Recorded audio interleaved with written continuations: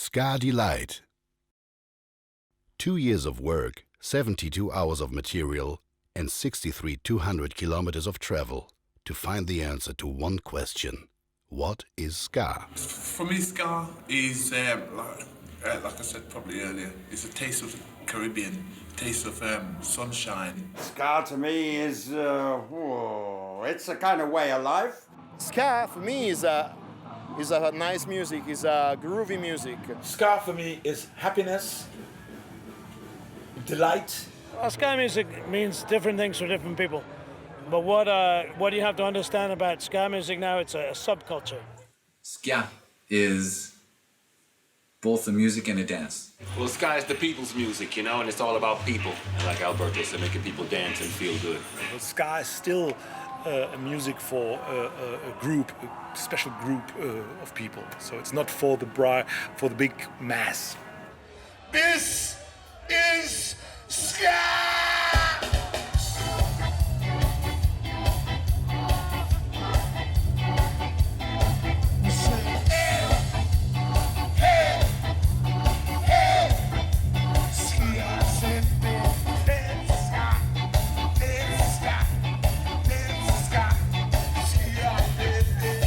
There are a lot of ska stars and bands from all over the world. We try to meet with representatives of each style.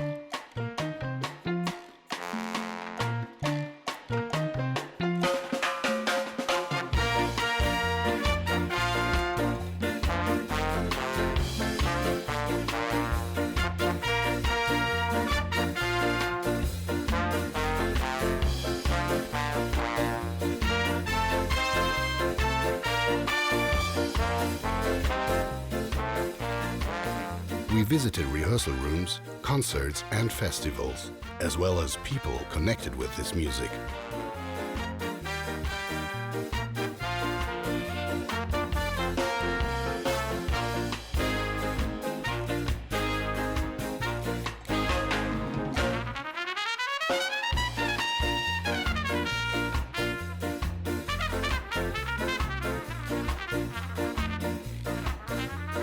Thanks to this work, we are able to show you what will stay forever in our hearts.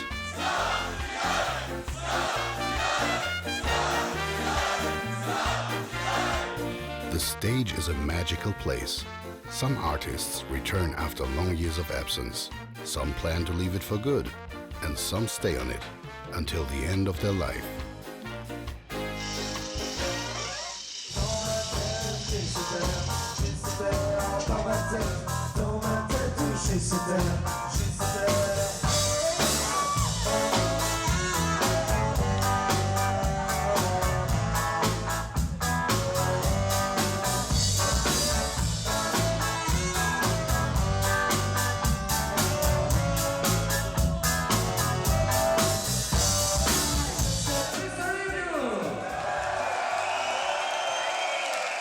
Thank you so much.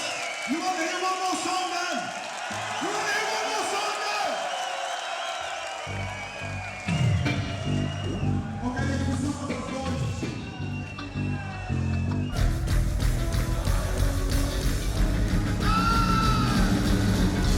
Keep the fire burning inside. Keep the fire burning inside. Keep the fire burning inside.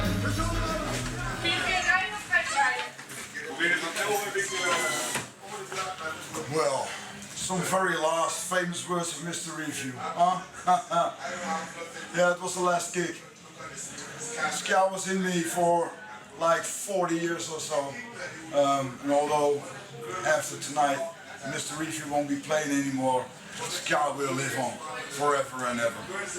Great music, great show, great audience, great music. Love the Ska. Thank you so much. Delight. Have you ever wondered how the bands that you listen to were formed? It was not easy because there were no radio stations, there were no record labels, but we were very young. We were kids actually, and it was like a huge amount of energy in the band. and we wanted to, to scream out things to the world, playing ska music. And I think that was the big bang. O sea, gente que viajaba, mira, me conseguí esto, mire, ¿qué es esto? Specials, obviamente, que como punta de lanza de la onda tutón. Clash, cuando hacía su coqueteo con el sonido jamaiquino y lo mezclaba con su sentimiento british, allá tú dices, ¿qué es esto? O sea, tú empiezas a investigar cosas. Obviamente que, bueno, uno en aquella época internet no existía y, bueno, uno veía cómo resolvía para informarse sobre todo ese movimiento. Y cuando ya vas teniendo esa información y la vas recopilando, vas empezando a ver todas las diferentes tipos de combinaciones que se pueden hacer con el ska. Y tú dices, bueno, o sea, yo creo que está muy enganchado con esa onda. Yo creo que lo más lógico es que, bueno, empiece a hacer algo de ska, ¿no? Y uno le da su toque personal, ¿no? I was working with the Toasters, and I just knew that because I was friends with Bucket, the owner of the record label and still leading the Toasters, that I could get a record out as a side project. So that's what it started. I just wanted to have another record. And then we got the live show opening up for the Ska Delights at the Manhattan Center, and the first show was for like 1,500 people. That was our first show. And it was so much fun, and they loved us.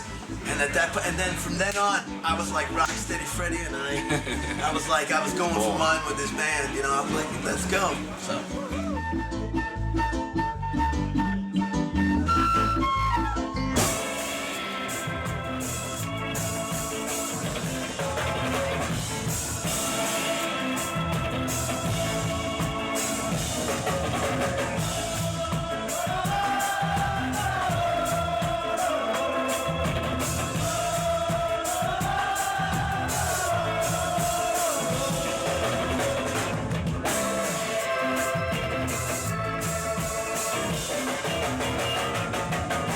When I first heard Hepcat, I was like, this is ska? Yeah. And then the more and more I listened to Hepcat, the more and more I realized, like, this is the real ska, And then that band influenced me to, like, check out stuff that they were into. And it's kind of like the Agrolites is, we always kind of made ourselves to be somewhat of a gateway for young kids that don't really know much about skinhead reggae, to be influenced by the Agrolites to where they could listen to the things that we listen to. What you do is you pass it on. You got bands like Hepcat that did so much work for bands like, for us. And I don't even want to put us on a pedestal. We're just doing what we're doing. But I'm saying bands like Hepcat did so much research and work that we didn't need to start from the beginning. We started from whatever they introduced us to. Well, I've always liked that music, and at one point I started to like the original 60s music more than the 70s and 80s cover versions. And from that moment on I tried to do it myself. And I formed my own band at that time called Dr. Ringling and the Senior All-Stars. In the beginning we focused on 60s ska. That's what we did. This is where the name Dr. Ringling comes from. It's an instrumental tune by Roland Alfonso and the Soul Brothers.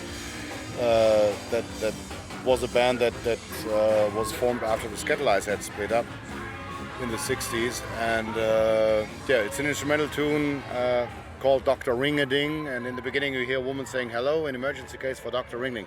We played that song and I named myself after the song. It was a coincidence.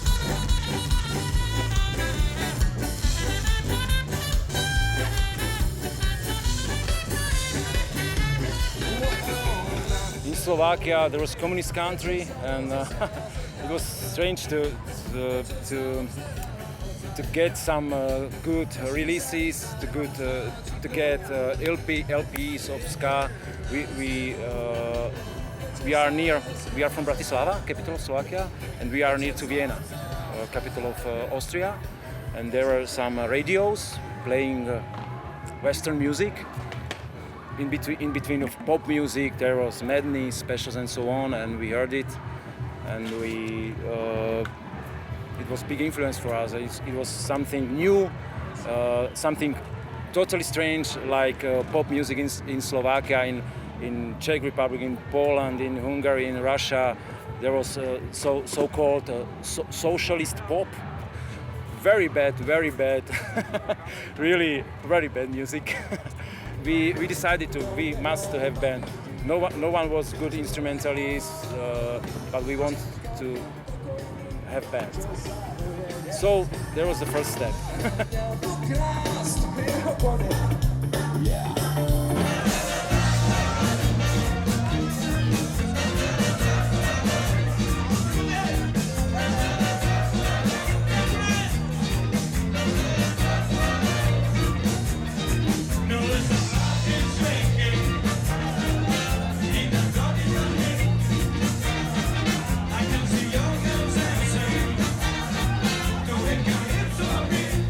Start to grow a scene in Barcelona, fanzines, radio stations that play ska, venues with concerts, DJing and everything, parties. But at the start it was hard because we were starting the band and also starting to play our instrument. When we started loving and doing ska, it was in the early 80s. We didn't know of any ska scene existing in Germany. We listened to the old two-tone records and the old records from Jamaica, the 60s ska stuff, and we loved it. We became fans of it, but we didn't know any other ska bands in Germany or in other countries. And but we said, let's do a ska band. We like this music. This is great. Let's do ska with the German lyrics. This is the speciality about us. And so we started doing it, and later we discovered other ska bands in Germany, like Ska House, for example.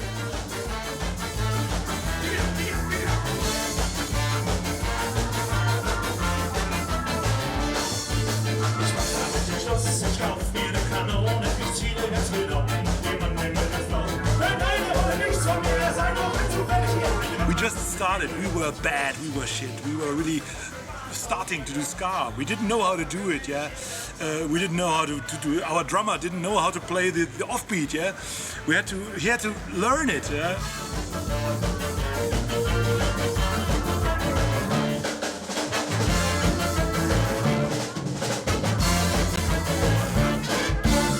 When I just started out, you know, they were limited. It was limited.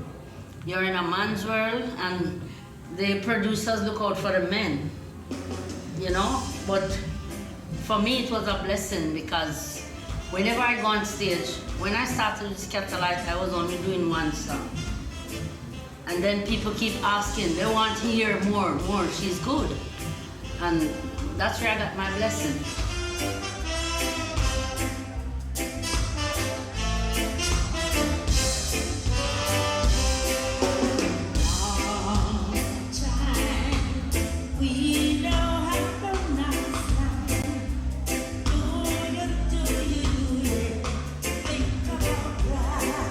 I've always been influenced, like I say, by blue beat and ska. That's how I grew up. I used to have a sound system.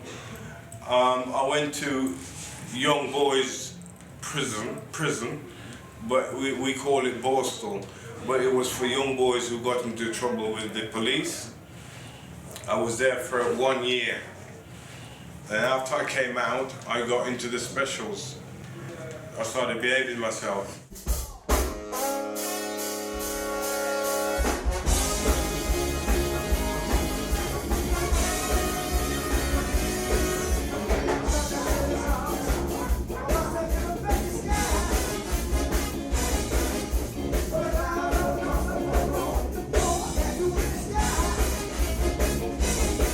So we started playing with the reggae rhythms, and then what we did was we just had having youthful energy and youthful experimentation. We just sped up the reggae rhythms really fast, and like the first time we did it, I thought we invented something new. I was like, oh, we invented something. What are we gonna call it? But Dirty Walt knew. Yeah, Dirty Walt was like, that's ska, fool. Ska is rich in styles. It is played all around the world in different ways, and it keeps evolving.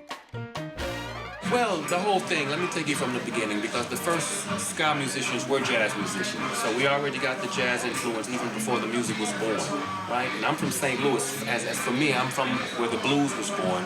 And then I studied jazz a little bit at Berklee College. You know, I was a jazz performance major. So when I got into the music, the vibe was very familiar, because these musicians before the music was born was coming from the same place I was coming from. Listening to jazz, listening to blues. In Jamaica in the late 50s, they were playing stock arrangements, and they were doing club dates, and they were playing pretty much American songbook music. So these musicians were very versed in playing their instruments, you know, as instrumentalists. So by the time the music was born, they just all sort of just seemed to mesh it all together. It really is a very natural occurrence with the ska and the jazz. It is what it is. It's just a beautiful thing, you know.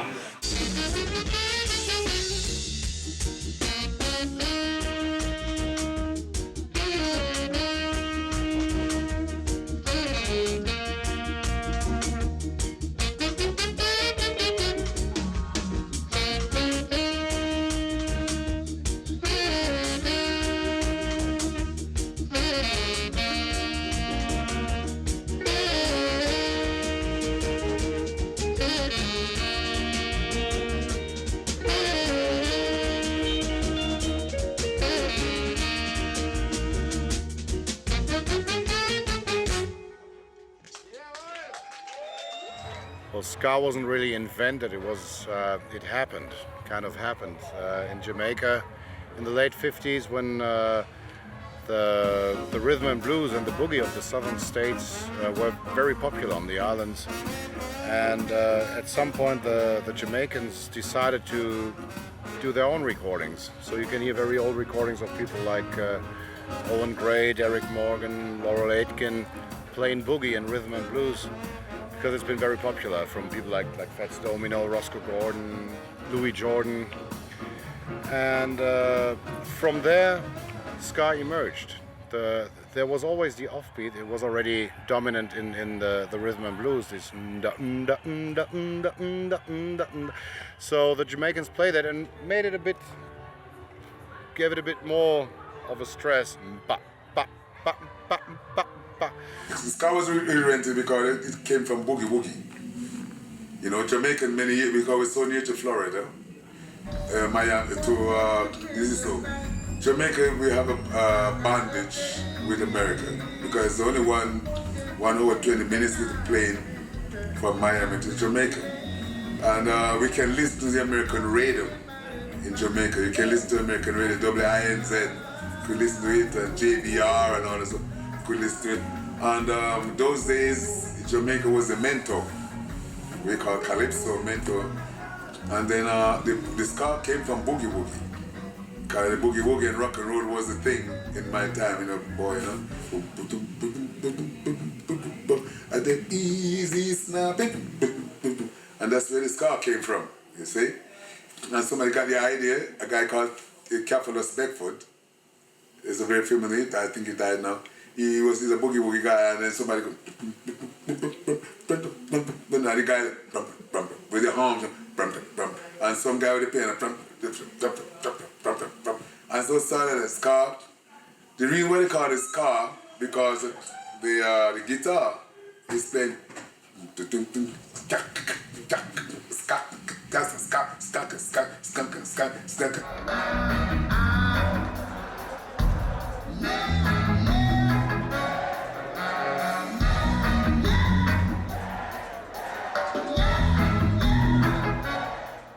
You know, some people have their own theories what the word ska means, like that the guitar goes ska, ska, ska, but I see it more as the hi-hat of the drums, that it goes ska, ska, ska.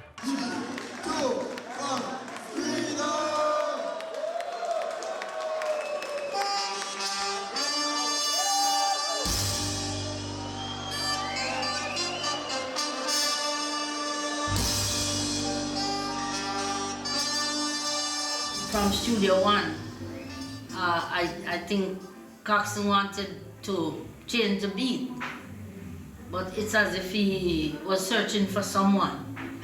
And then Lloyd came up with this quite unique drumming. you know, because he plays, in some songs you hear a burro, like a Rastaman beat. And in others you hear the ska with the ting, ting, ting, ting, ting, ting, ting here. So it's very authentic. And to me, he's a person, so I can't say otherwise. It's interesting to know if at that time they were aware that they were creating something new or not. And I think they weren't. They just tried to play jazz and rhythm and blues and these things. And all of a sudden, they mixed it with their own musical background and influences, and it became something new. So that was a magic moment.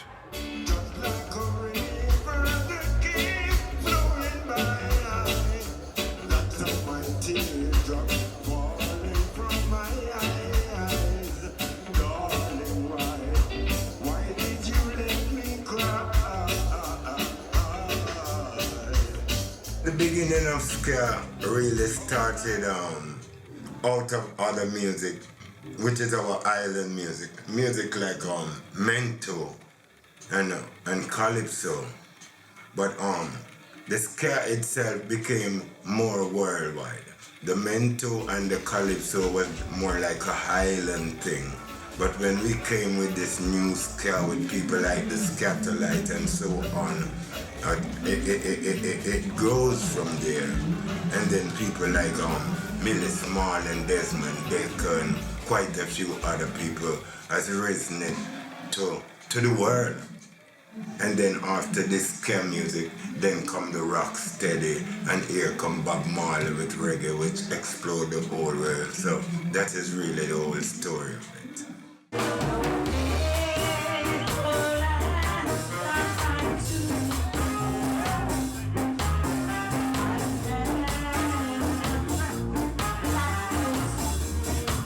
When I went to Studio One, I took this Dinah Washington song, What a Difference a Day Make, and I decided I'm gonna work on that rhythm. And that's exactly where I started. And when it was recorded and released, everybody was excited. And I said, okay, I can't go further. I keep pushing myself. That was the whole thing. But that was my breakthrough, doing Adorable You. And then I was introduced to Jackie Opel, because he was a vocalist also for the band, for Ska Delight and Studio One. At that time, the band was not formed as yet. So I was introduced to him, I was introduced to the musicians, and the first person I was introduced to was Lloyd Nip, the drummer, who, you know, passed off last year. So he said to me, they have every intention to form a band, if I would be interested. I say, I'm going to school, I'm still going to school, and I have to go and ask my mother. If she says no, you won't see me. But if she say, but when I went home and I said to her, I'm interested in music, she said, do what you want, I don't business.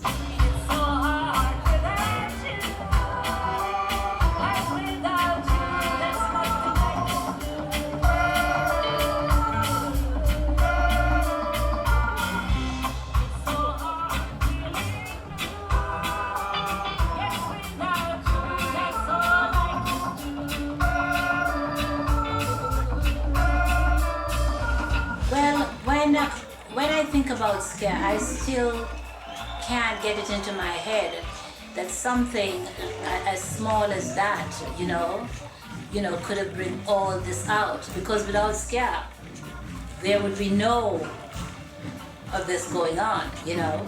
So we started from there and started climbing and going different steps along the way until we reached this point in our life. As he said, it was just Caribbean music, you know, just Jamaican listening to our music.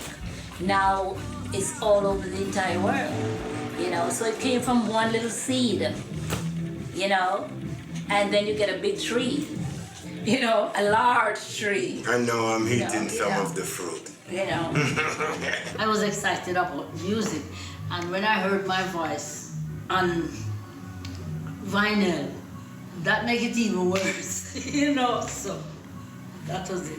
But the Ska Delight, I must say, that lasted like 11 months. and then the band broke up. There were too many greats. You had Tommy McCook, you had Roland Alfonso, you have Dan Drummond, you have Jackie Mittoo, you have Lloyd Nibs, you have Lester Sterling, all these greats, Jack Jerry. So it was like the promoters were pitting them against each other. So there was no love, you know? Everybody trying to outplay each other. So it lasted 11 months.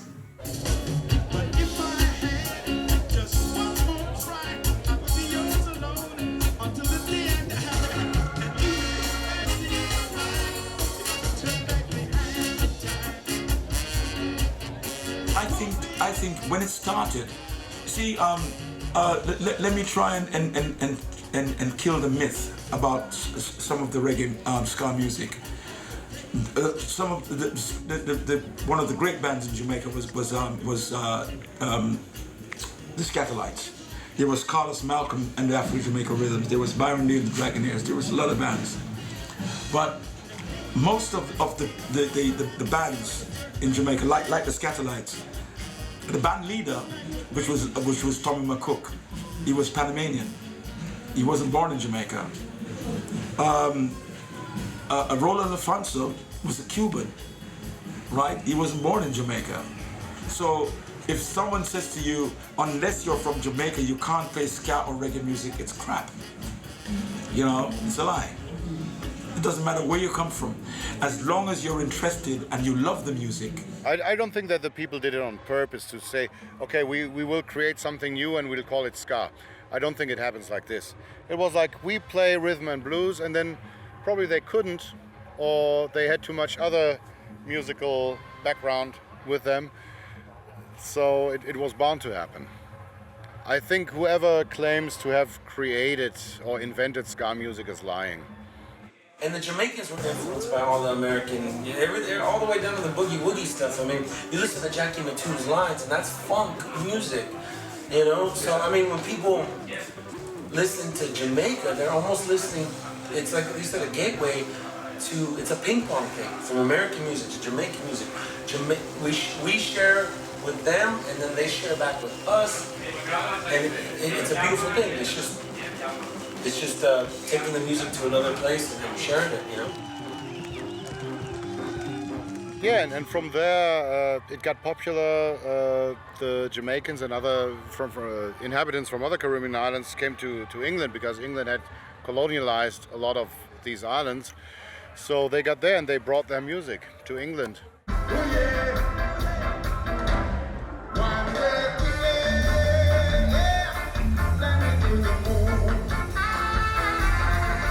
I left Jamaica when I was pretty young.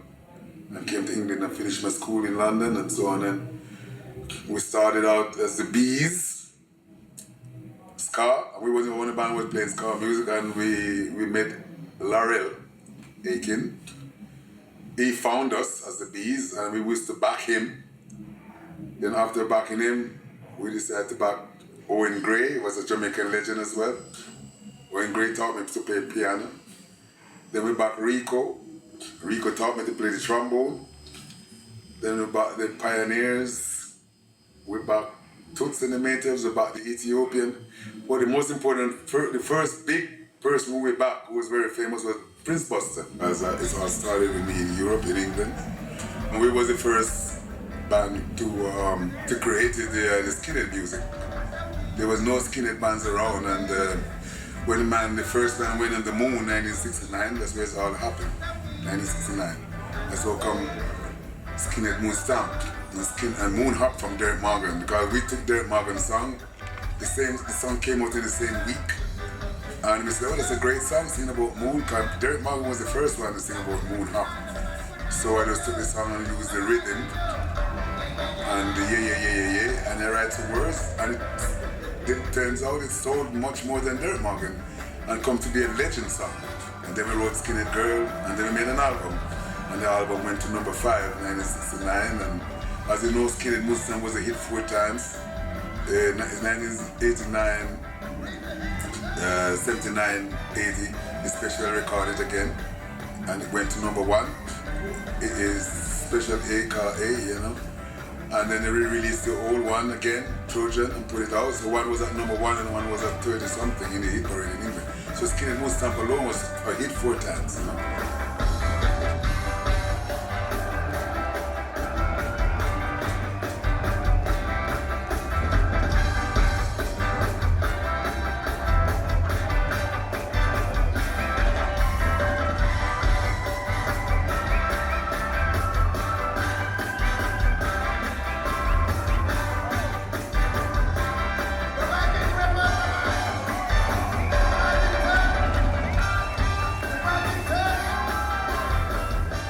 And it became very popular in the discos, in the dance halls, in the bars, because they brought their music, and then it mixed with the English music too. And in the 70s, it mixed a bit more with punk music and other pop music that was there. Reggae was popular, reggae was in the charts, but ska also. And then the working class youth discovered this sound as a soundtrack for their own lifestyle, along with punk music, soul music as well, stuff that was popular. Yeah, and at one point you had this two-tone movement, the second wave of ska, where they used some of the original Jamaican music, but added their own way of playing to it. So there was a new mixture again, and then you got bands like The Specials, The Selector, later Madness, The Bad Manners, playing their British version of ska. For the first time in my life, I was wrong. When she took me like a flipping car, she took everything. Even my bad knowing guys are red. Took the car, went to town. Now she got me back. About 9, 10 years old, because all my friends along my street, they would have, on Sunday they would play Reggae Time, which was an old radio show, and they would all have it really loud, and you know, other people would complain that they're making too much noise, but there would be a Sunday party in every house. Well, not every house, but you know, lots of them, and people would just go in there and dance and have a few drinks and eat cakes, things like that, and and all the time was ska music was being played. Too much pressure!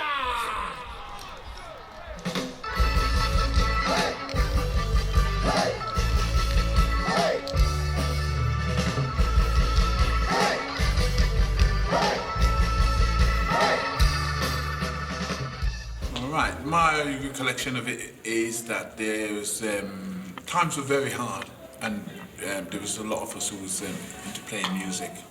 And of course, we were all looking for something that's new to the pop music. And Jerry Dammers, I think the idea came from him. And there was loads of people involved who are no longer there. But I see ska for me is a taste of back home in the Caribbean. So it was for me, but it came about with us not having any work to do, and started off as a hobby, and then it developed from there. That's my experience. Yeah, I mean, Gaps comes from St Kitts. Well, yeah, that's right, St Kitts, yes. And but I grew up in Britain, so my kind of way of thinking of it was that this was music that basically originated in Jamaica, originated in the Caribbean. But what two-tone did, which is, if you like, a particular version of ska music. And ska music started with the Ska Delights, and it started with Prince Buster. What we did was we took that beat and mixed it up with other stuff that was going on, like punk and, you know, a bit of rock and things like that, and even, you know, in our case, maybe a bit of soul or Tamla and that made, and calypso, and made a whole kind of, a different way of looking at ska and made it more interesting for the people who were listening to it. There wasn't just us. I mean, the selector, there was the specials. They mixed it up with rock. There was the beat. They mixed it up with more of a kind of calypso-y feel. Yeah, would you calypso, say? yeah. And so it Madness. was madness. Yes. Yeah, they mixed it up with musical, well, it was just kind of, I think everything was, it made it a lot of different bands, but we were all looking at the same thing. And very much at the root of that was the whole black-white checker thing and the anti-racist message. And also, as far as I was concerned, there was an all-girl band as well called Body Snatchers, also an anti-sexist message, which at the time when we were doing it in 1979 was, no one else was doing that kind of stuff. And things were pretty rife then, wasn't it? Yeah. There was a lot of racism around, particularly in Britain. And we had this wonderful, well, no, she wasn't wonderful at all, she was awful. This awful woman Prime Minister called Margaret Thatcher, who is now dead. And her and all her conservative kind of people around her stirred up racism and, did the usual thing of working class people. They tried to kind of split them up and make them fight each other and things like this. So, we were deeply against that. Very much so.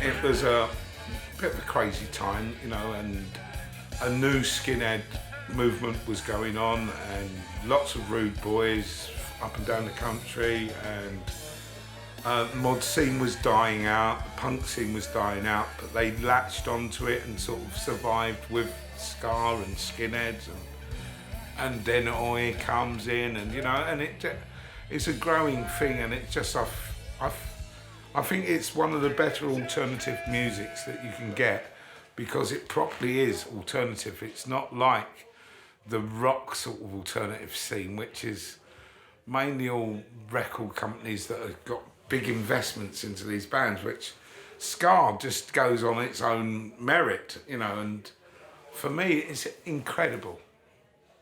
I mean, that idea was Jerry Dammers, who's the keyboard player in the Specials, wasn't it? Yeah.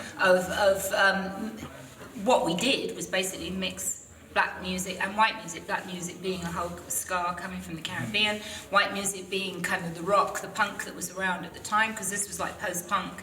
I mean, The Clash had done that a little bit, but I think what we did, that was just white guys doing it or whatever. We mixed it up, and the actual thing of black people and white people being on stage together, there had been bands who had done that before, but there was a lot of us doing it, therefore it became very noticeable, didn't it? Yeah, I think with Jerry Dammers, he took like the old ska music and put like modern lyrics onto them, like Too Much Too Young. It was a song called The Pussycat in the Bedroom or something like that, if I remember right. And we all know what it's about, and that's what he did. He took like the old lyrics from that and brought it into modern, and at the time we thought it was very clever. Everybody on the beach! Oh, you're wonderful! One more time! All right, Winston.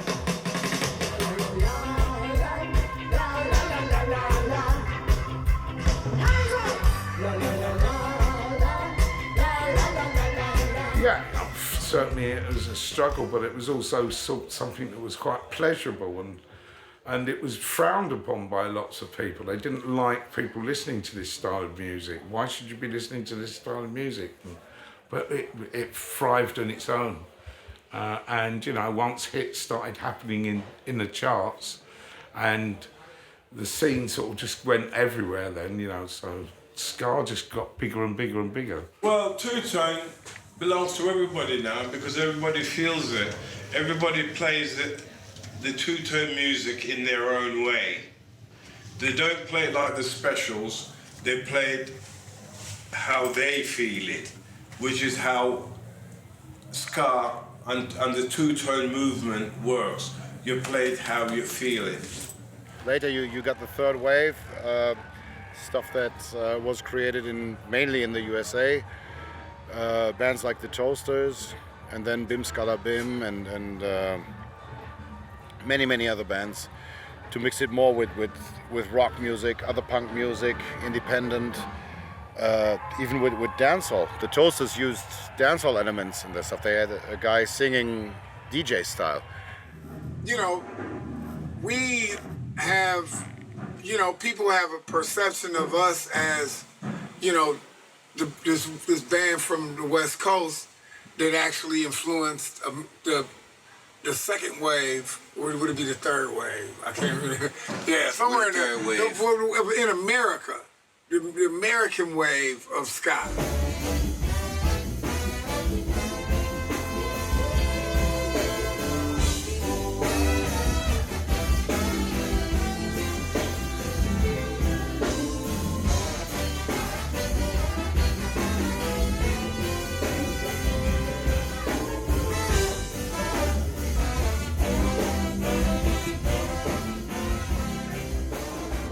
Well, the Toasters was like an accident, you know.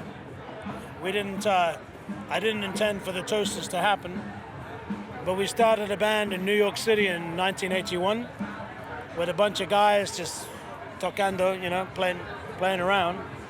And the snowball, we say in English, the snowball rolled down the hill as una cosa ineluctable, no? And so I played with the Toasters, and then I couldn't stop. Because when we stopped, people said, come on, play a gig. And so now this is what happens. We play all over the world, and now I can't help it. Now I have no job, I have no security, I have nothing, but I play with the band, and it's a good feeling, you know?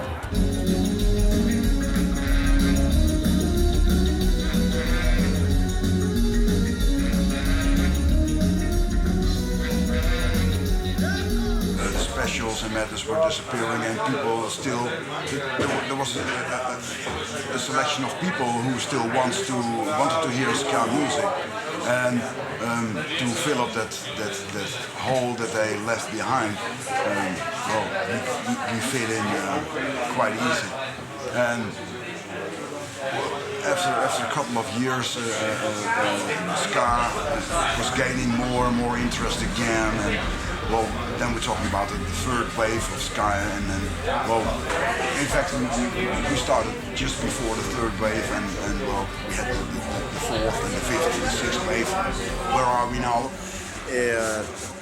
Pues bueno, pues quiero practicarlo también, quiero hacer un grupo, entonces con mi hermano empezamos a crear las primeras canciones, y es en el año 83 donde hacemos ya los primeros temas.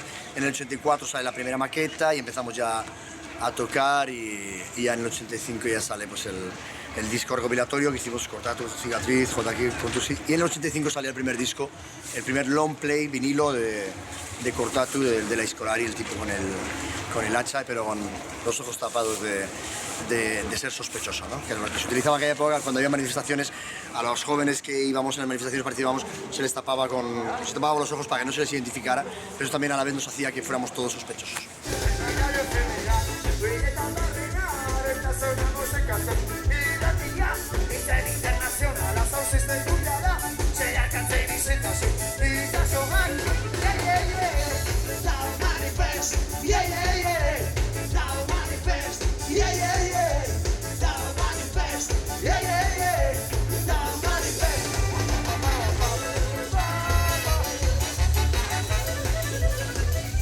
W ogóle w Polsce zaczęliśmy odwrotnie, bo myśmy zaczęli od tuton, a dopiero potem zaczęliśmy grać jamańską muzykę.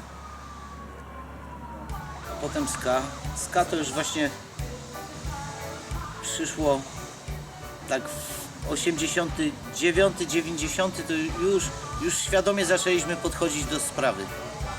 Że jest to ska, już czuliśmy tą kulturę. Wiedzieliśmy, co robimy. Powoli wiedzieliśmy. Zaczynaliśmy rozumieć może i uczyć się wszyscy jeden od drugiego, jak to się podpatrywać muzyków, słuchać z kaset.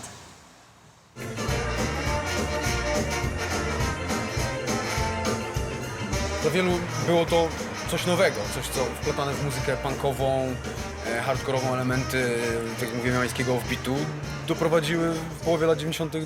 do powstania wielu gatunków, jak choćby właśnie ska punk, ska core i wiele innych stylów, zapoczątkowanych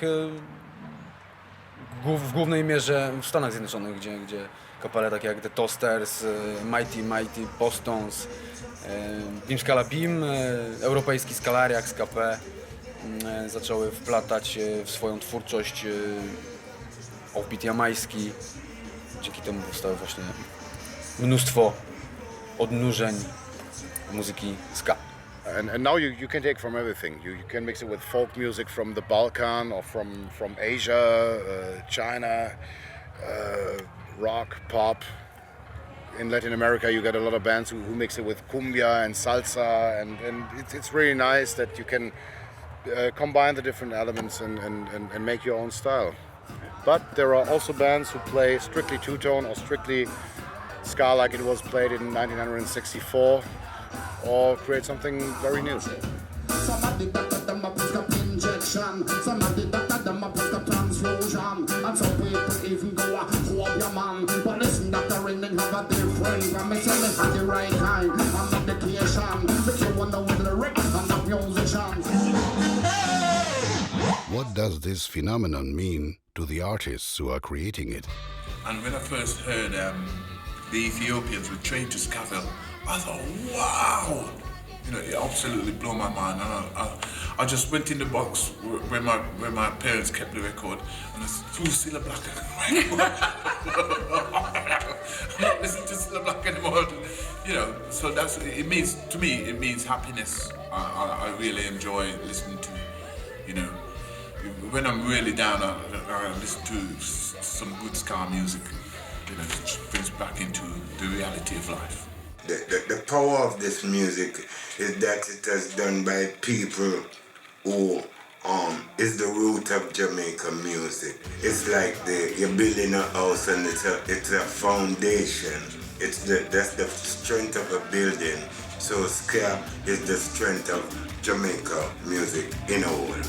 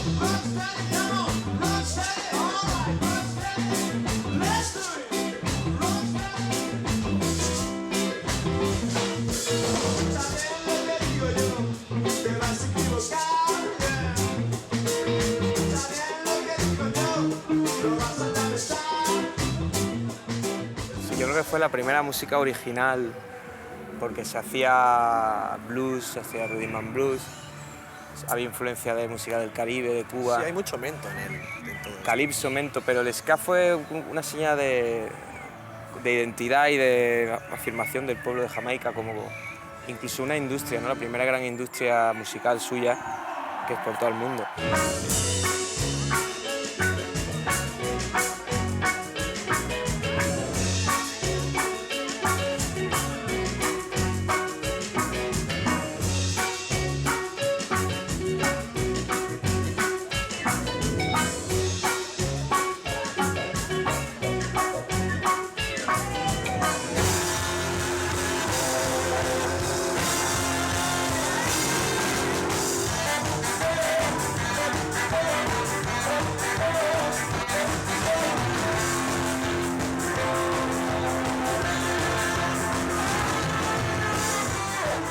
To me is it's a kind of way of life. It's It's a rhythm, it's a sound, it's something that when I hear it, it makes me shiver with delight. It goes straight up my backbone. I feel, hey, yeah, this is good. And that's why I play ska, and that's why I've played ska for however many years, 30 odd years or so. It is because I love the sound of ska. I love the rhythm of ska, and yeah, I love everything about it. It makes me feel good.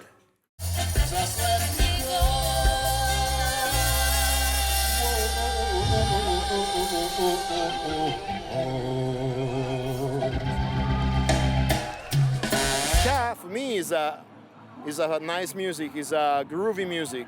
Is the good thing I like of ska is the same thing I like about blues and funk, so the black music, because it's easy, is basic, is very easy. So you don't have to be a virtuoso to play ska, but you have to express yourself.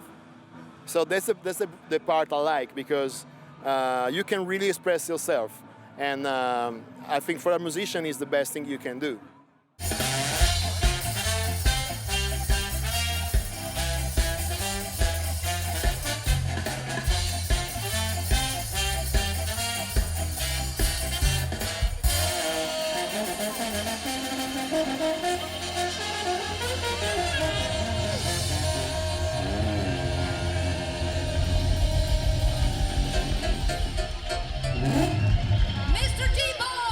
Ska for me is happiness, delight, because if you're sitting down, you listen to boom, boom, and you want to fall asleep, and the minute you hear ska music, you jump up and you start dancing. So for me, ska is happiness. And I'm a reggae singer.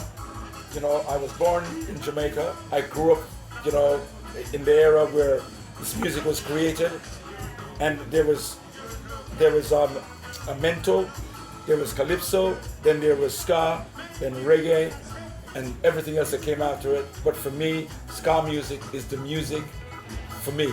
I love ska music. Ska music means different things for different people. But what you have to understand about ska music now, it's a subculture, yeah? But it's a subculture that exists in lots of different places in the world, and people view it a little different way. In South America, for example, in Mexico, they like two-tone ska. In Europe here now, they like a little bit more traditional ska. But there's lots of different versions of it. But what it is, it's a music at the moment that it's not a mainstream music. It's an underground music.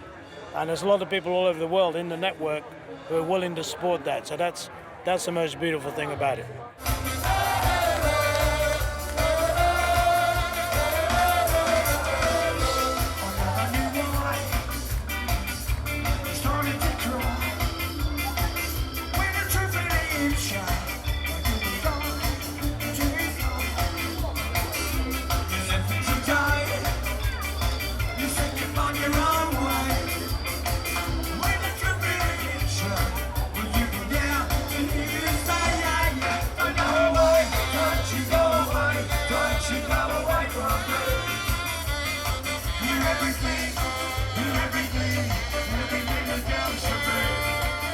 Ska scene is a very small community, but I find like the psychobilly scene and the ska scene, everybody knows each other.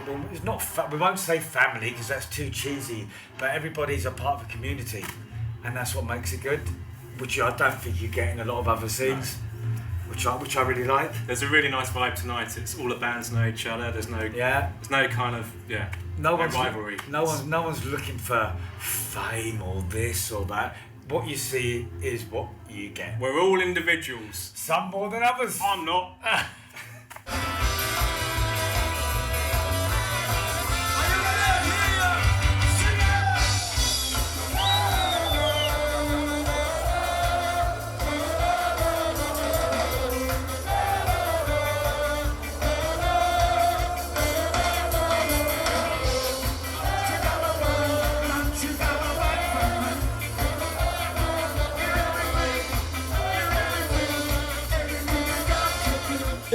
It is energy. It is energy. It is a lot of energy. And if you listen to ska, start tapping your foot, you know. And if you're thinking, I'm going to beat up that guy, and you start listening to ska music thinking, he's all right, I'll do it tomorrow. I'll leave him alone. That's ska music. Ska is happiness. I think it has to do with the fact that ska is a Latin music. And I think it originally transportates, or Latin music in general transportates some feeling, some lifestyle, some life feeling. It can be a sad song, but it's not, it can be even melancholic, but it's never sad. It's never really like, okay, there is no hope, there is no nothing. It's always sometimes says like, okay, it's all fucked up, but we still can do it, and we still have fun, and we're still happy that we are alive. That's, in my opinion, a big message of Latin music, and so is ska music.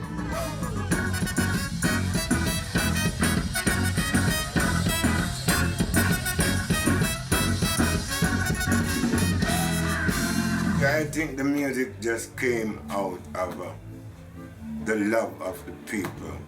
The background and the knowledge of Jamaica is that I don't really want to go into this, but since you go there, we are the people that came from Africa, my great-great-grandparents, and we were brought to Jamaica as slaves.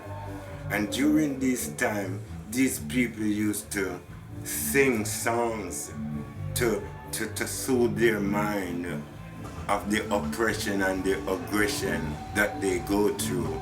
And that same feeling handed down to us as that generation, and we enhance those feelings in our song. And it becomes so soulful because we're singing it with so much soul. Maybe we don't even realize the soul that we are singing because it was something that born in us. Jamajczycy całą swoją kulturę przenieśli w tą muzykę, dali całą swoją kulturę, wiesz, muzyka nadziei, muzyka uniwersalna. I my to robimy, nie? Gramy.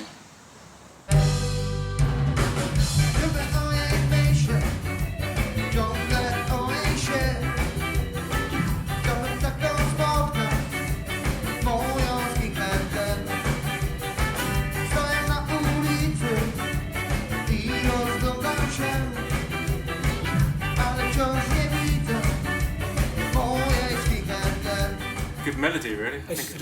Most importantly is the melody, which I think a lot of German bands have, and European bands. For me, it's melodic. It's the pop songs. A lot of them are quite catchy, which is very important. I think that's what the Hot Knives tend to do. They're quite catchy songs. Hear it once, hear it twice. By the third time, you're singing. We like to play around a little bit as well with really happy music, but quite dark lyrics, just to mess with people's heads, I guess. That's only because it's warped. Yeah.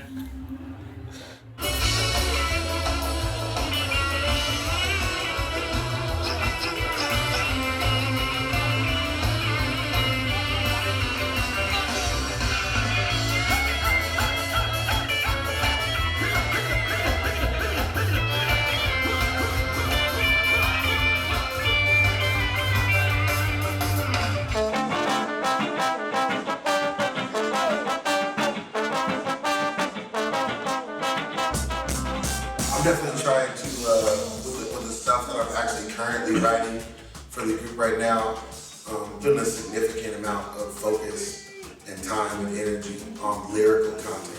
And it's actually funny because I'm trying to use less words to say things that are more meaningful. When I look at the music from the bands of this style that really grab me, that's always present. The lyrics, and not necessarily just the delivery of the lyrics, but and not to say the message behind it, but it's like a song that is not a nothing song, a song that's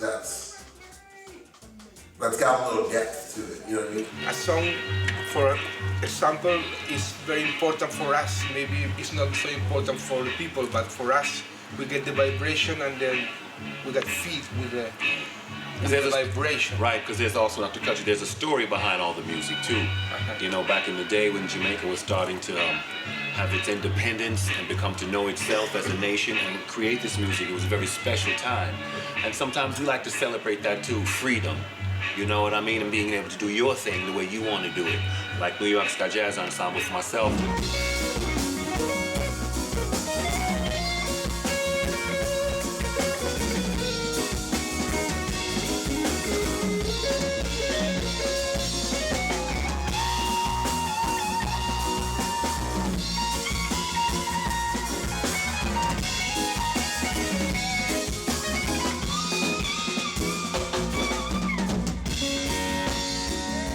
For me, it was really great to see the people who initiated this style and to get some first-hand information. I remember having breakfast with Tommy McCook in a hotel, and he told me things about how the studio work at Duke Reed's studio was going. Like when Roy came in and he told him what to do, what to say on the tracks, how to record it. I like to record really loud to tape. I like to record the drums really loud to tape. The bass I just record like any bass player would. It just, I use the frequencies below the kick drum, which is kind of the opposite of a rock technique that you wouldn't, normally on the frequency it would be kick drum and then the bass on above that. But in reggae, I think it's different. You know, I think. Anyway, that's how I do it on my mixes.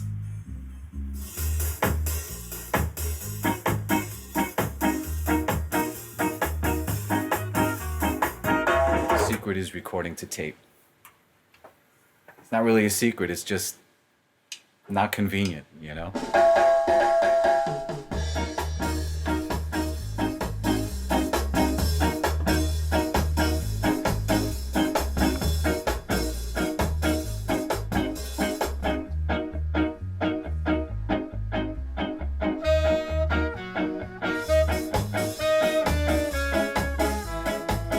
After making one record with the Ska Flaws for Moon, that's how I met Bucket, and he liked the work and he had me producing for other bands on his label, which was great. That was my introduction as a producer. I remember talking about it with musicians that I really liked the sound of the first Ska Flaws record, but it didn't sound Jamaican to me, sonically, you know, and I thought at least we should try and be a little more faithful to those old sounds, you know? I wanted it to sound like a Studio One record. And I remember even playing over the phone to Henry Hirsch. I was playing a Don Drummond record, and he's listening to it on the phone.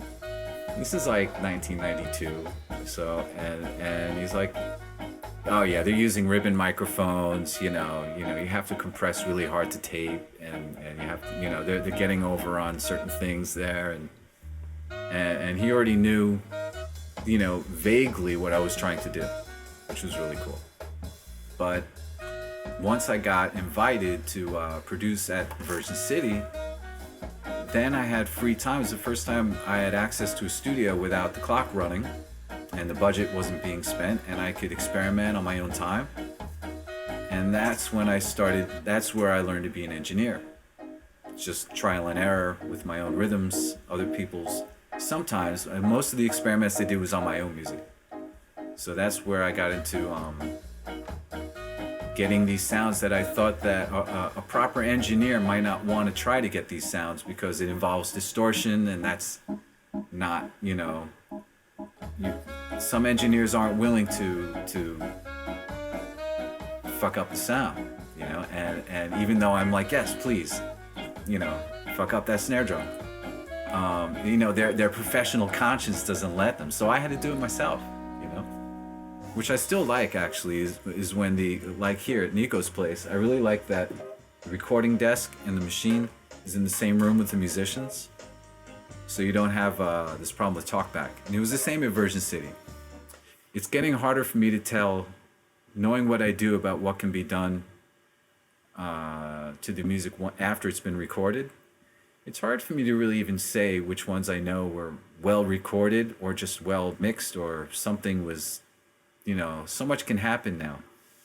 But I do think that I think there are certain bands that still like recording to tape because the workflow is different. You know, yes, it's linear, which has the benefit is that you're forced to make decisions at the moment you're recording because you have a limited amount of space to record. You don't have endless undo. You know, in order to record something, you may have to erase something else. So it's nice that those decisions are made by musicians who are used to making those decisions in the studio. And you know, you work with people like that, and working with tape can be really fast. So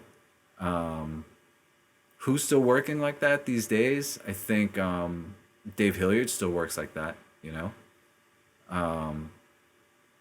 Geez, who else? I don't know. I found this studio to have a sound that we cannot really get in another studio. All the studio at that time were going everybody to digital because it was still late 90s, early 2000. And yeah, here we record everything on tape, all the rhythm section together with ribbon microphone or old microphone. It's really the energy of the band goes first, and then the technology. And then, yeah, and the sound for me is very important. It's not just a good sound. Yeah. So now we are outside of the city. I moved 2 years ago and built the new studio, but the first studio was in the center, in the red light district. And in the street you had like 2 or 3 hotels for prostitution and girls in the street. And we were the only house with people living there. So the name of the studio, Pum Pum Hotel, come from there. So we gave music to them, and they gave us a name, influence, and they gave their music to me. And I used them. At the beginning, the access to music wasn't as easy and universally common as today. The sound systems played an important role in the popularization of ska. Kultura sound systemów to jest bardzo długa historia, ciągnąca się na kilkadziesiąt już lat. Kultura, która narodziła się na Jamajce. Kultura, która oprócz swojej typowej zabawowej formy miała również bardzo duże kulturotwórcze znaczenie i takie świadomościowe znaczenie. Pierwsze jamańskie sound systemy grały głównie w miejscach publicznych, na ulicach, na skrzyżowaniach, nawet często do przypadkowych ludzi, którzy gdzieś tam się przebijali. Gdy rodziły się na Jamajce pierwsze sound systemy, nie było jeszcze muzyki reggae. To były początki ska. Większość tych dźwięków wtedy granych przez sound systemy to właśnie było ska na tych pierwszych imprezach. W ostatnich latach wydaje mi się, że nastąpiła taka spora polaryzacja, że ta scena sound systemowa rozdzieliła się na swoje nurty. I muszę docenić to, że w Polsce jest kilka takich ekip, które od kilku lat konsekwentnie podążają właśnie w kierunku DJ-ki ska. W ubiegłym roku w Ostródzie po raz pierwszy wprowadziliśmy scenę Fire Corner, która skupiała właśnie DJ-ów grających tego typu dźwięki, czyli early reggae, ska, rocksteady. I zostało to bardzo dobrze przyjęte. To oznacza, że na tego typu imprezy jest również publiczność, że ludzie doceniają to, że są fanatycy tego typu brzmień, którzy zbierają winyle, siódemki, kolekcjonują to, by później podzielić się z innymi w trakcie imprez. Jest to bardzo fajne, jest to bardzo fajna pasja.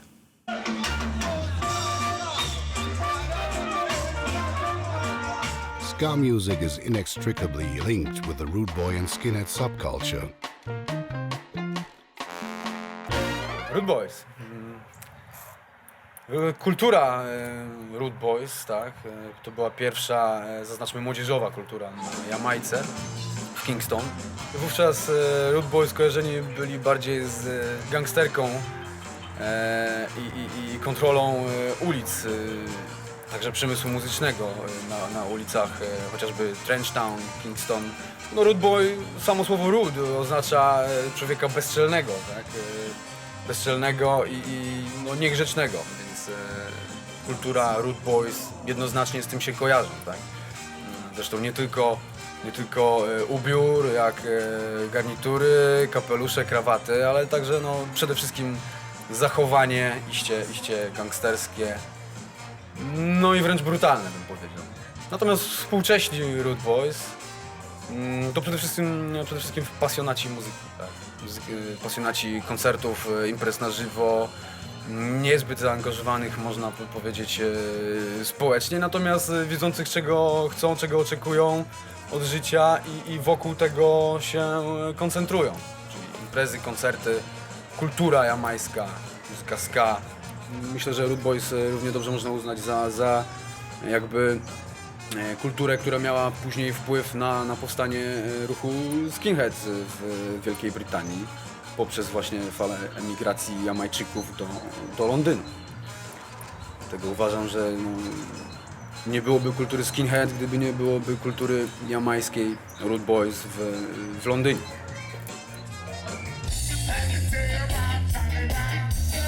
I come from a predominantly black area in North London called Hackney, which at the time there was many, in the 60s there was many skinheads and rude boys, which were black skinheads and skinheads were white, working class. And they got on very well together, and of course the identity came from the two of them going and listening to ska music, so that's where it all stems from. So I'm privileged to come from that era and remember very small things about what was happening at the time in the area and how skinheads and rude boys grew. And so I was always quite fascinated by it when I got a bit older and started to play music. So I just played the things that was quite natural to me, which was ska music. And I've loved to play it ever since, you know. I think once you get the bug of ska, you know, you can't get it out of your head.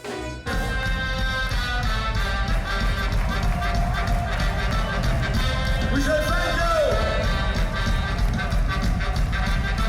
Listen, Alex! This is the history of Ska! Alright!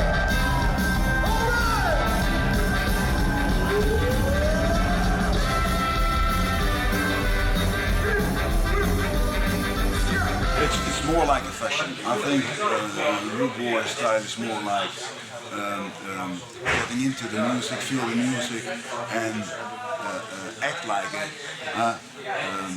Of course, there will be a little bit of violence here and there, but still, it's fought with the fists now and then. But the main thing here is the music, and that's what keeps a rude boy going. We stop with Mr. Groovy. Yeah, yeah. The rude boy will always be inside, definitely. Yeah.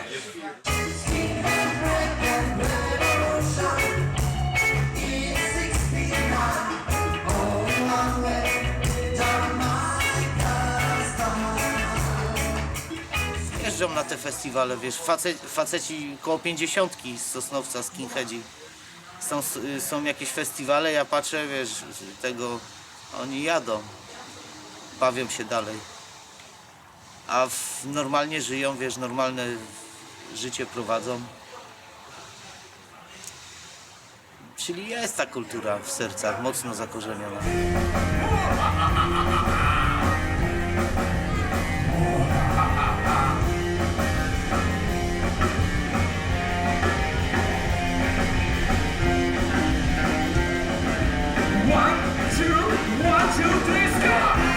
Bueno, en todos estos años, durante 9 años que, por ejemplo, he tenido la oportunidad de estar aquí en Europa y en algunos países latinoamericanos, no solamente con Big Mandrake, sino también con la banda hermana Palmeras Caníbales, uno ve cómo ese entusiasmo y esa alegría del ska, de los fanáticos del ska, se va renovando generación tras generación, desde su nacimiento a finales de los años 50, y cada vez se va renovando esa generación. Pues están los viejos fanáticos del ska, y cada año van surgiendo nuevos seguidores de este movimiento, y ayer, bueno, fue un ejemplo muy puntual en Sosnoviec con los Rude Boys, los Skinhead, ¿no?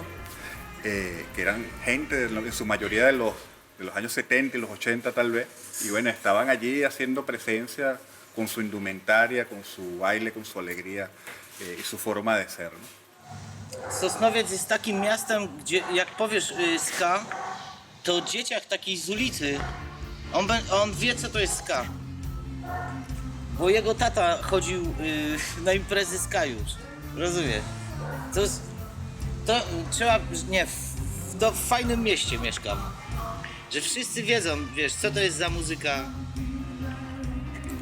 Że krótkie włosy to nie znaczy rasista, faszysta i tak dalej, wiesz. Tam ludzie kumają ogólnie tą bazę, nie? Ska.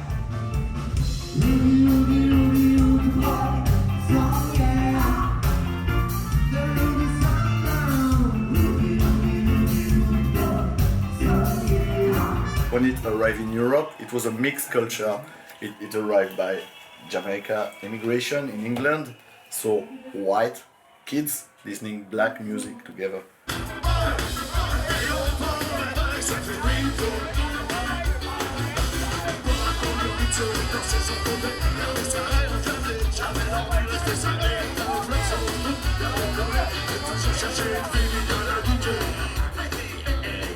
Ska works beyond boundaries. It is music with no place for separation.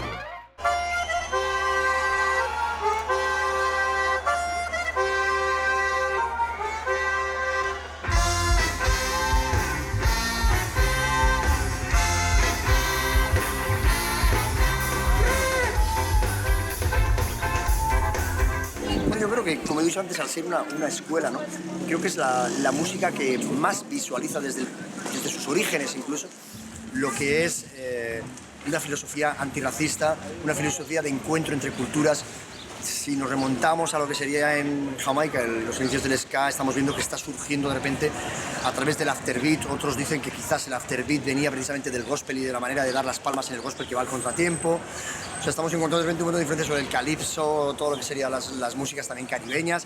Pero es que cuando viaja de repente a Londres, de repente ahí, por eso es lo del Two Town, ¿no? En un momento en el que estamos viendo precisamente que hay una reacción racista muy alta por parte del Front National, resulta que toda esta gente dice los dos tonos, blanco y negro, las bandas se visualizan de repente que es posible el encuentro, ¿no? Y que es necesario además y que es enriquecedor el encuentro. Desde las mismas bandas estamos viendo que la cantante de este es una mujer negra y hay músicos blancos, todos los músicos están mezclados prácticamente, entonces creo que aparte de ser una escuela, es una gran lección, ¿no?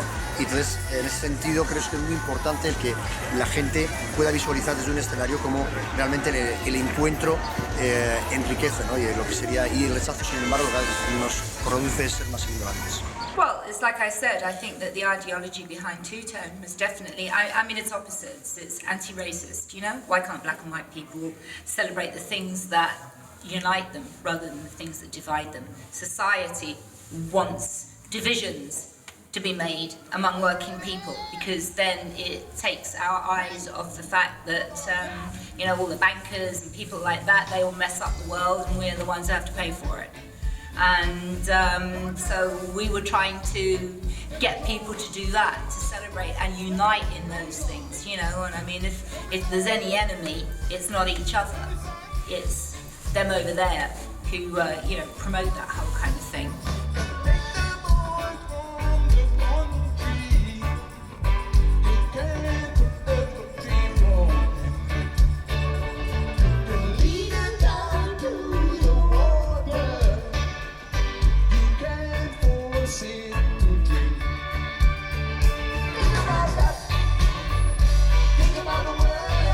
Two-tone movement in and of itself actually said, this is for you. Because if you were included from the beginning, you know, so, you know, so psychologically... It's the thing that brought a lot of black and white people together, the two-tone movement, you know, because with racism always in the midst, or in the fabric of society, it made it okay. Ska really made it okay for the two-tone people of two colors to come together and collaborate. Yeah.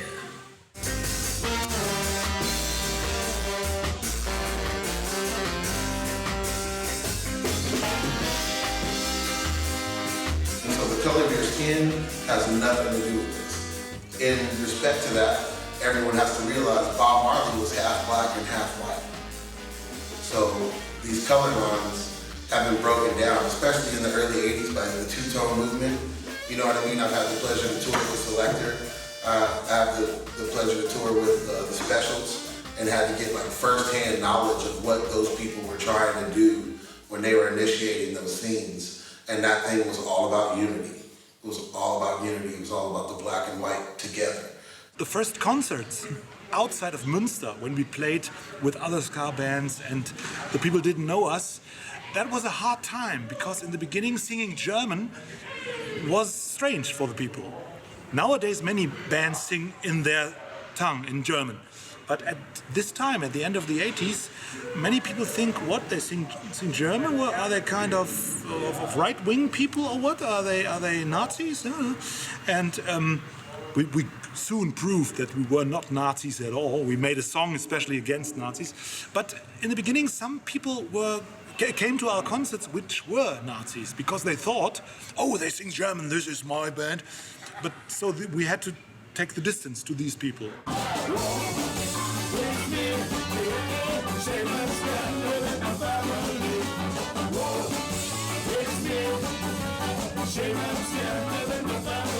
My message is, don't put anybody down, enjoy your music, enjoy yourself, life is short, and I've always said, trying to help each other and don't be nasty to your fellow man, because it always comes back and it hurts you. So always be good to your fellow man. I've always said that. It's very important that a black man made this kind of music for the skinhead, because normally it should be a white guy, like Judge Dredd, for example. He's a skinhead god, but Judge Dredd those days used to be the Seymour bodyguard. Yes, when we saw a concert, Judge Dredd was the guy who pushing people out of the dressing room, and later on he came to the star.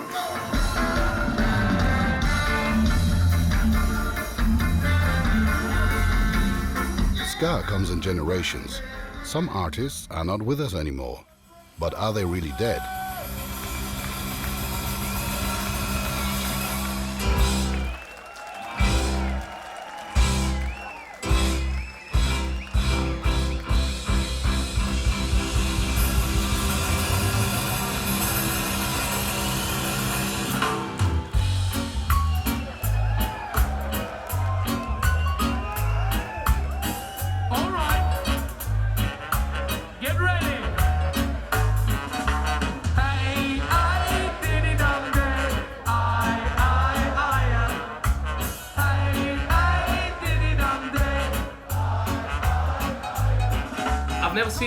I've never seen the original Judge Dredd. I'm too young, and he died before I was able to go to ska concerts.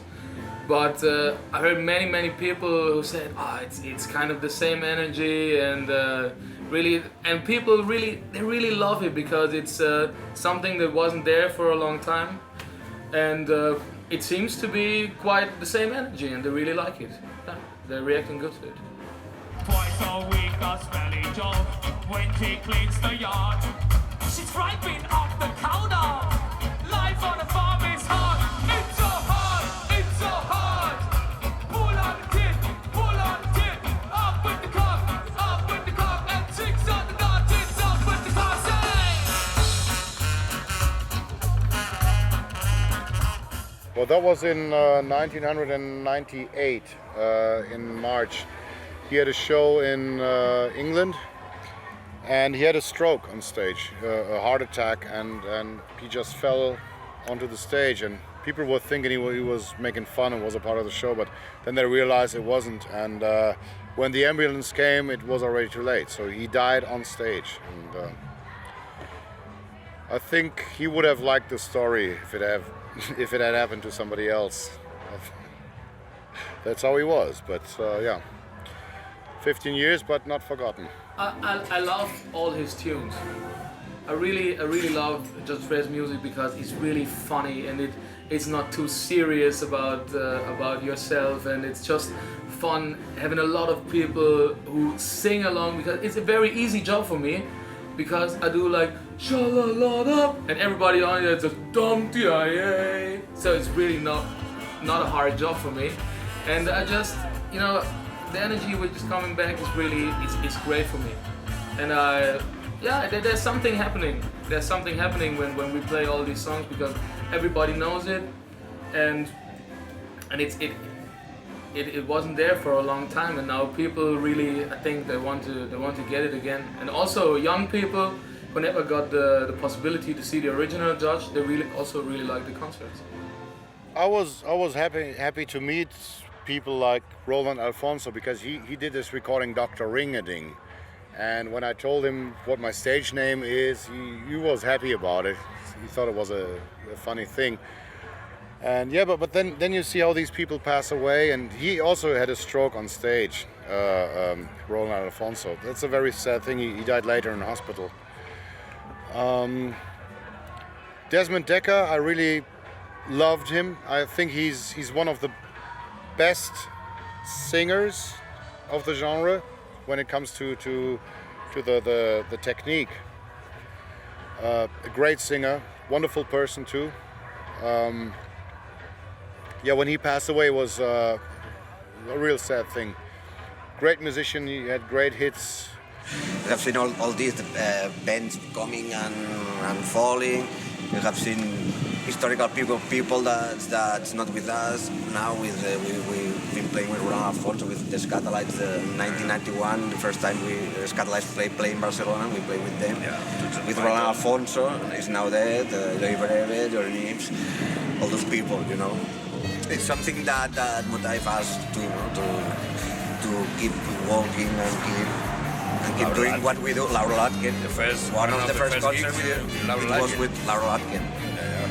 What was it? It was great because we played only one gig and they 1989 or 1919 or something. It was great for us, no? The practice. Well, he came to our place and the drum and the keyboard. rehearsing with him. Must play here. And we are just a beginners, like Laura Latkin. Yeah, it's Well, great. We were all like a little bit scared. Laura Latkin. Laura Aitken did a lot of shows with different backing bands from all around the world. He got very popular again. I think it was Gaz Mail from the Trojans who rediscovered him because he hadn't been doing a lot of things in the 80s and 90s. And he rediscovered him and gave him the name the Godfather of Ska to make it a household name. And it became the household name as the Godfather of Ska. And I think he had the first recording was with the Potato Five, where he did half of the songs of the album. And we loved it. When the album came out, we thought, wow, finally a band that's playing traditional style. And Laura Aitken, who is he? Oh yeah, the Godfather of Ska. That's interesting. And from there were more shows, more recordings. People dug up more of the old recordings again, and he was very, very popular in the ska and in the skinhead scene. He loved this skinhead scene. He was doing a lot of songs for them, and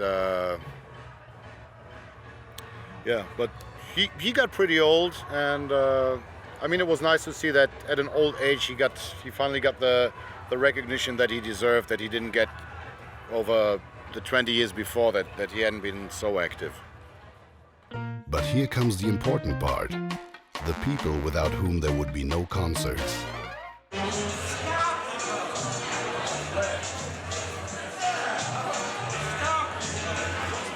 I think the people who like this music, to me, I call them ska people, because they're ska people, and they're people who like to go out and like to have some fun and like to party and enjoy themselves and get a little crazy and, you know, and express themselves in a wild and crazy way, and that's ska people to me, and they're the people I play to. And when I'm standing on stage and I'm making my music, or tonight I'm making it with the Hot Knives, we make our music, and my focus is on the audience, not on what I'm doing. It's on what they're doing, and I feel like my job.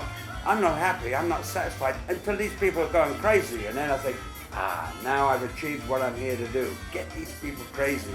Get them enjoying some crazy ska. This is what I'm here for. That's what I do. That's my life.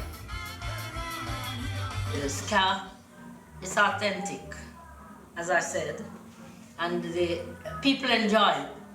You know, I wouldn't say old folks because you have young people. You see them in the parties, in the clubs. So I'm not gonna say it's limited. It's not limited. It's right across. Everybody enjoy it. Everybody have a good time. For me, I think when I look out and I see people dancing, it's exercise music. So, you know, if you want to lose some weight, come to the Ska Delight or come to the Moon Invader.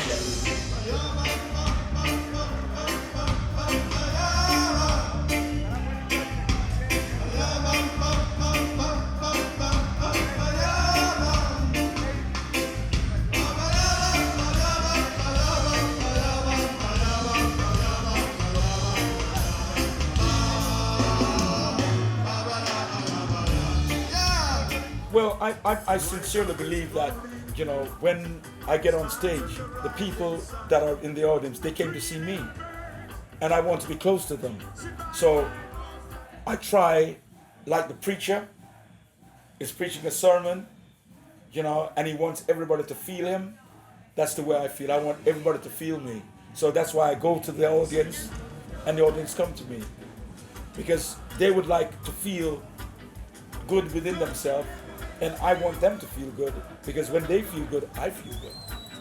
You know, so it's a two-way relationship.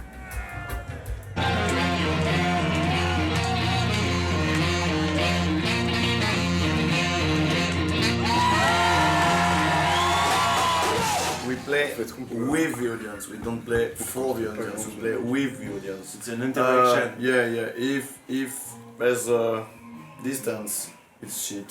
If there's no communication, it's shit. We prefer when we have all the people on stage, but I prefer to touch them. Yes. Yeah. And in small clubs, all people are coming on stage, and it's really nice. Especially the the girls. In a big festival like that, it's different because public audience are a little bit far, but in small club you have all people on stage dancing with us. It's fantastic. We can play. We are not machines. First, we are French, so it means we play not so good, but we don't care about that. We come with something more natural. Not so good. What we bring is friendship. The French So style. when the interaction is not there, we have no fun to play. It's not a job. We don't come here to earn money. So it has to be interactive. Otherwise, useless. Exactly. Say yeah, yeah. Say whoa, whoa, whoa. Say yeah, yeah, yeah. Say whoa, oh, oh, oh. Come here, say stop your messing around. Sign the street right out. You better think of your future, creating problems in this town. Come on, a message to you. Well, ska is the people's music, you know, and it's all about people. And like Alberto said, making people dance and feel good. And for some reason, it's just important to us. That's just how we were made. You know, we're artists, and we have passion for music and people. And it's just, you know, we want to just perform and make people dance.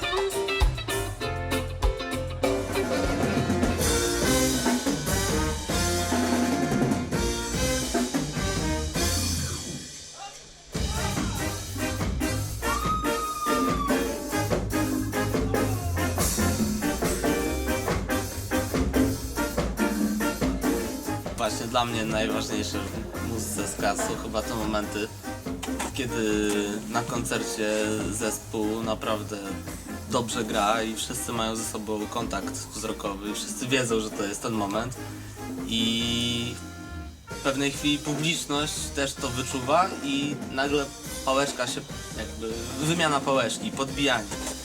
Publika dostaje jakąś dawkę energii, oddaje ją i to jest właśnie też wyrażane i w tańcu, i w dźwięku. To jest chyba najfajniejsze.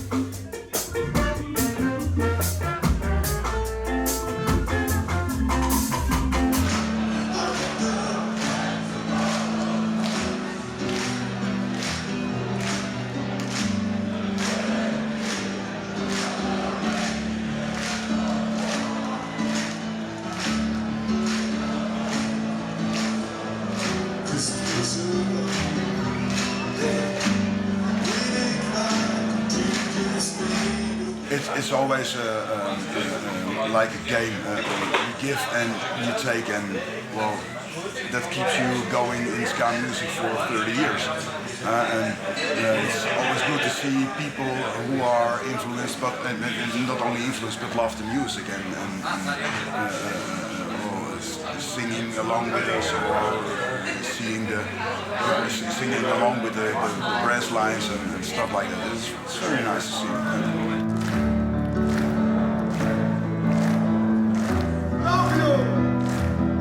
The kind of people that came to the concerts back in 1979 was a big mixture of all the different little tribes in Britain, you know, like mods, skinheads, punks came. Yeah.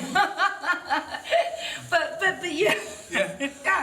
But mainly it was like coming from the punk scene, wasn't it? Yeah, it was mainly coming from the punk scene because that's what it had come out of. Because in Britain, I don't know about here in Poland, but in Britain it was the punks who first got into listening to reggae music. And when Bob Marley was coming over, and also, you know, the reggae bands that were coming up at home, like Misty Roots and Steel Pulse and people like that, they were homegrown, and therefore, you know, it made it feel as though it was a movement that was happening in Britain, not that it had just been imported. I think the audience of ska concerts has changed. Yeah, the ska people have changed, because it's more open. Much more people know about ska, reggae, dancehall, these kinds of music. When we started, nobody knew what ska was except us. So we played music, and they thought this is great, I like it, but they didn't know what it was. They were not ska people. Yeah, another example, we played like 4 weeks ago, I think, on a metal festival. It was crazy. And when we got there and saw the lineup, like who's playing and like what is the style, like metalcore and whatever, hardcore, and we saw the crowd, like, you know, all the big guys. We were headlining, so we went to the promoter. We're like, "Are you fucking crazy?" And he was like, "Come down. It will work out. It will work out." And it was crazy. We played at 1 in the night, and after all those metal bands, like all the mean metal guys were like skanking and dancing and having fun. It's crazy, but it's very cool that it obviously touches people. Wollen wir ein bisschen mehr geben? Nicht aufhören. Here we go.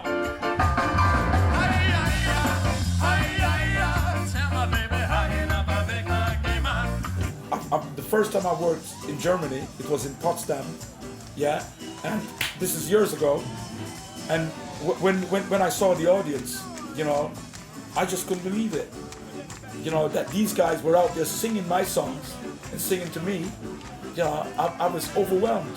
You know, and this is before the Berlin Wall came down, right? And I was in East Germany, you know, singing to these guys, and we're all dancing and jumping, and I'm saying, this music that we created was sent by Jah for all of us, not just Jamaica, but the whole world. There's only one other feeling better than that. I won't mention it here, and but honestly, it's it's great, honestly. Rude boy. I just see us, the feeling, particularly when we're both on stage, because we put a lot of energy, the whole band puts an enormous amount of energy into doing the songs and sort of transmitting that to an audience. And when you see people in the audience dancing and they're absolutely on it and really into it, that is, for me, I mean, you know, one of the greatest feelings in the world, because you're not only giving pleasure to people, you're also making them think as well.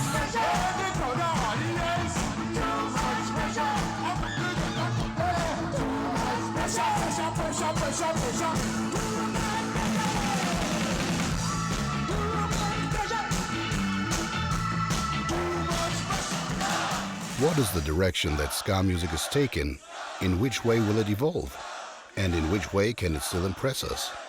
Well, I mean, audiences changed all the time, but the thing that people love is ska music, so that brings us all together. And, you know, I think when you have good bands that are playing and then we come on stage, which have been going a long time, it makes a good atmosphere. So I think it's not just the generations that's gone before, but it's the actual ska scene. Just keeps going. It's just an amazing thing. So it's a very interesting moment for ska, because different generations are living together, learning one from each other, which is cool. You can see the kids paying tribute to the fathers, but also the fathers are taking care of the kids.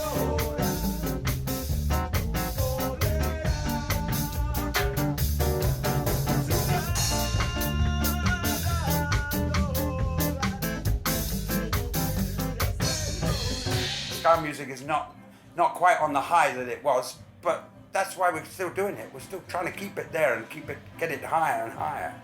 And I'm very pleased. I'm here now on the This is Ska Festival here in Rosslau, and I'm pleased to see there's some really young bands playing some really good ska here. And that's what we need. That's what ska needs. It needs the young guys to come in and give it a boost and add some modern sounds and keep the excitement going. Keep the crazy ska people crazy. That's it. I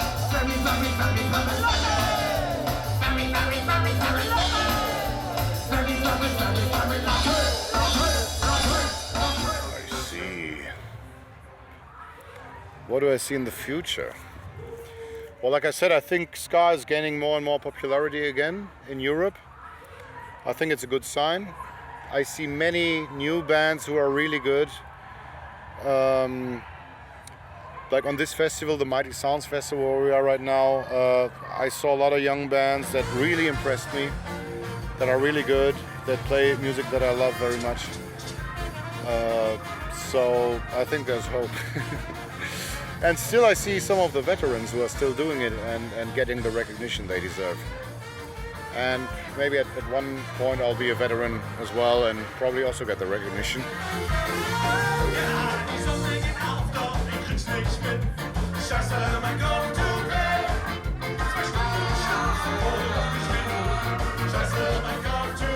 So I think the future of ska is unwritten. You don't know. There always will be pure ska bands, but there also will be bands who mix ska with every other stuff. And I think both is good. I like both. So you cannot say what the future of ska is. Let's see. Ska Delight!